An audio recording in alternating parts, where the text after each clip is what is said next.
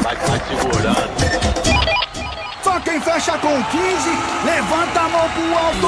Várias toneladas de maconha da covardia, balaço, chumbo grosso, impacto total, mente criminosa da legião do mal. André fazia um rap, mas também traficava droga. Vicente de Carvalho, humilhado sim, pelos esquemas do... Ele nasceu no Guarujá, na favela portuária, bem perto do maior porto da América Latina. Foi na Baixada Santista que ele deu seus primeiros passos no crime e no rap. E junto com seus aliados, Fuminho e Cabelo Duro, ajudou a fundar a Sintonia do Tomate, que é como eles chamam o setor da facção responsável pelo tráfico internacional. O crime se espalha e põe pânico total. Formaram esse ciclo, obrigaram nós a isso. Meu povo segue a luta e tá no prejuízo. André ficou milionário muito rápido. E junto com o dinheiro veio o poder. Que não tem, a mente vai mais além de 1 a 10 ao 4. Hoje ele é o bandido mais procurado do planeta. Terrorista, Brasil, outros 500. Todas as polícias do mundo estão correndo atrás dele. Um cara que começou fazendo rap na Baixada Santista e fez das letras que escrevia sua própria realidade. No fuzil, tô na fita, sangue bom.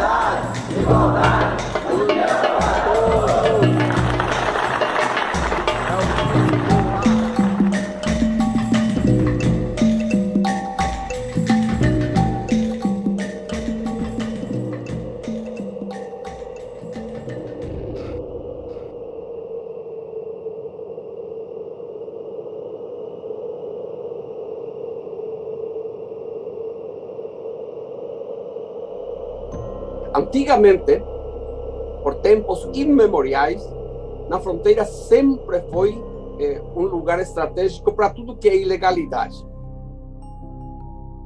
Mas antigamente, na época em que não havia narcos brasileiros comandando o tráfico de droga na fronteira, nós tínhamos um padrinho, um cara que era da área, um cara que era da fronteira, que foi o Fat Jamil Georges. Conhecido, empresário, entre aspas, brasileiro, que sempre estava involucrado em contrabando, tráfico de droga, tráfico de armas, mas também ele era o senhor da vida e da morte dos que habitavam em Ponta Porã e Pedro Juan Caballero.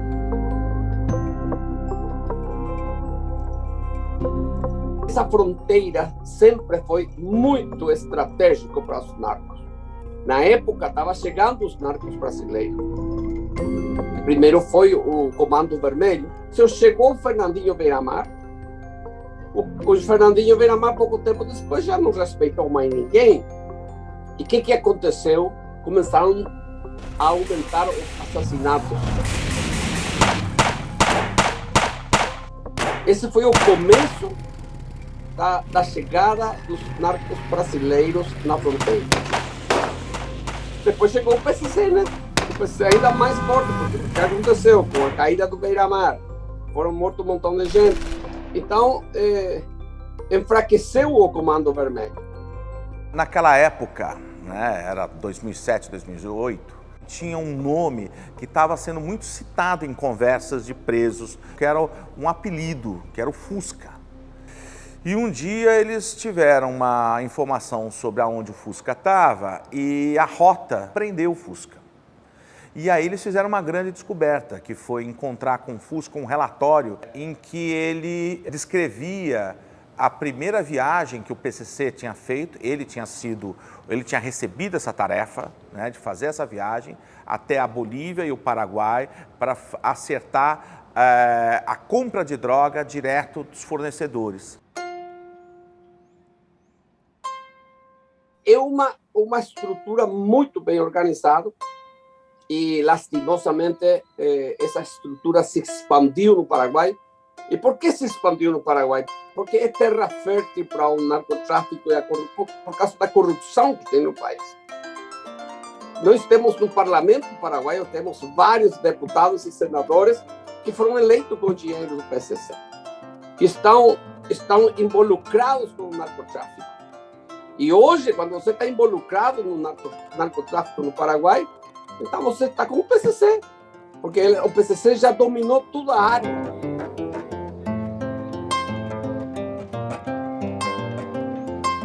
Ali o PCC estava mudando de patamar. O PCC estava começando a trilhar o caminho dele para se tornar o que ele é hoje, um cartel da droga.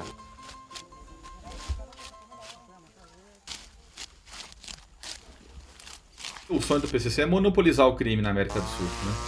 E nesse processo de tentativa de monopólio, ele faz acordos com pequenas organizações criminosas, tanto brasileiras, como isso já é muito evidente, né? Essas pequenas gangues dos estados do Nordeste, do Norte, né? Elas se aliam a esses grupos menores na tentativa de sufocar os seus rivais. Que nós do primeiro comando da capital, PCC, Bonde dos 13 e FARA, viemos fazer a seguinte reivindicação. Nos países da América do Sul, ele faz algo parecido com os pequenos cartéis bolivianos, grupos, por exemplo, um grupo de ativistas que atuam no norte do Paraguai, por exemplo, o EPP. O Ministério Público ele já detectou, inclusive, contatos de integrantes do PCC com dissidentes das Farc, né, com militares das Farc que não aceitaram essa desmobilização e continuam investindo no tráfico de cocaína. Em 2014, eu investiguei durante 6 meses 8 organizações criminosas de Bolívia, Paraguai, Peru e Brasil. Demonstrei que existia um azeitamento tal entre elas, entre esses 4 países, que suplantava a cooperação oficial entre Bolívia, Paraguai, Peru e Brasil para combatê-las. E eu mostrava como que essa cooperação permitia que a cocaína produzida na Bolívia e no Peru e a maconha produzida no Paraguai escoasse via Brasil para a Europa numa operação perfeita. A sintonia do tomate estava faturando alto. O PCC só crescia e sofisticava seus métodos. O tão sonhado Narcosul começava a se tornar realidade. Mas quando o crime evolui, a polícia também evolui. Os agentes foram às ruas para cumprir 422 mandados de prisão preventiva e 201 de busca e apreensão. Foi a maior operação já feita contra a facção, segundo a Polícia Federal. Mais de 250 milhões de reais foram bloqueados em contas ligadas aos criminosos. No rastro do dinheiro que jorrava por toda parte, veio a Polícia Federal. André do Rap foi preso em uma de suas casas, em Angra dos Reis. Ele chegou escoltado no próprio helicóptero, apreendido em casa.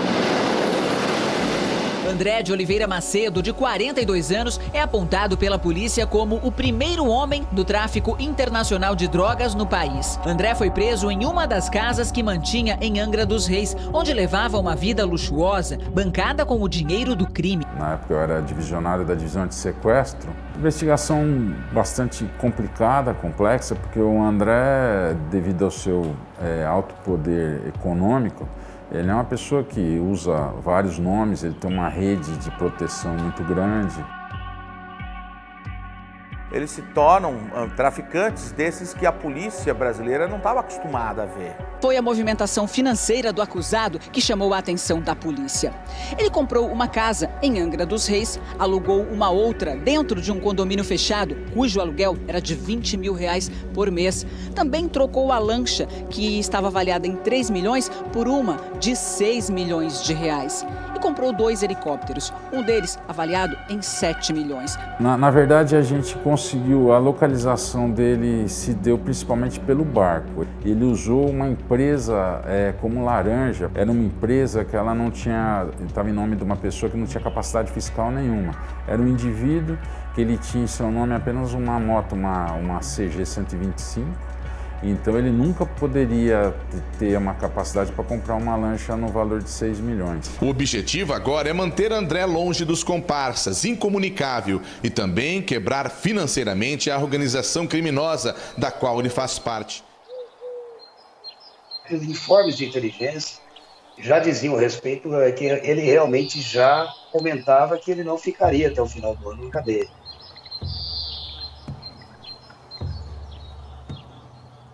Eu me lembro, era um sábado de manhã, por volta de umas 10 horas da manhã, eu recebi a informação, olha, chegou o alvará, o André do Rap vai sair. Olha, o nome do que você acabou de ver é aberração.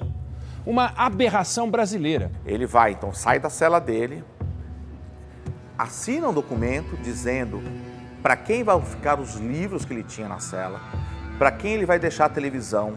O que o ministro Marco Aurélio acabou de fazer é inacreditável. Como é que um ministro do Supremo manda um traficante para casa? E ele vai saindo e vai cumprimentando um a um os presos, né, que estavam naquela ala onde ele estava detido, a liderança da facção, né? E sai só com a roupa do corpo, e vai embora. Mas você quer saber qual é o absurdo maior? Qual é a aberração maior?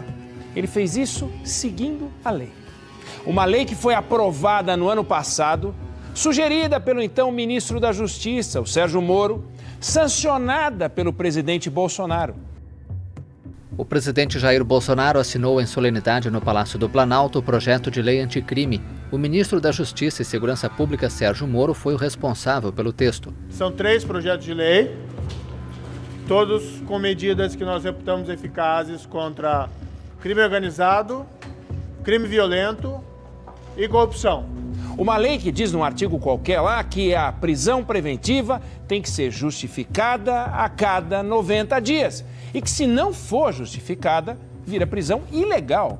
Eu não culpo o ministro do Supremo. O ministro Marco Aurélio, ele é extremamente garantista. O Brasil, cada lei que fazem, eles deixam 2, 3 subterfúgios, parece que para ter uma escapatória daquela lei.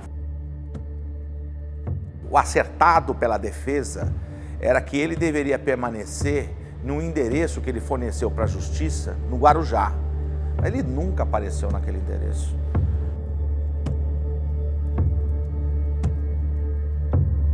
Quando ele sai da cadeia, ele se transforma no principal homem do tráfico internacional do PCC. Porque o Fuminho tinha sido preso. Você tem que lembrar que, pouco antes, o Fuminho tinha sido preso em uma ação da DEA americana em Moçambique.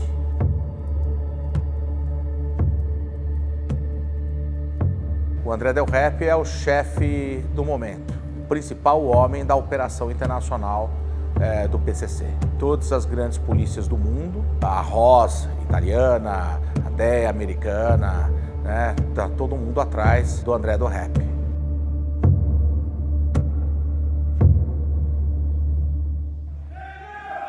O PCC é como um formigueiro.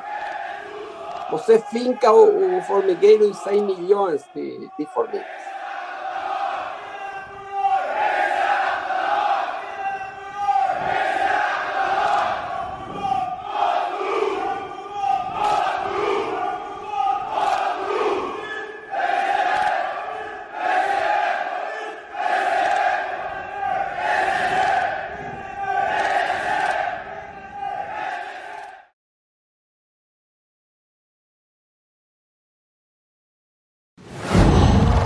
Qual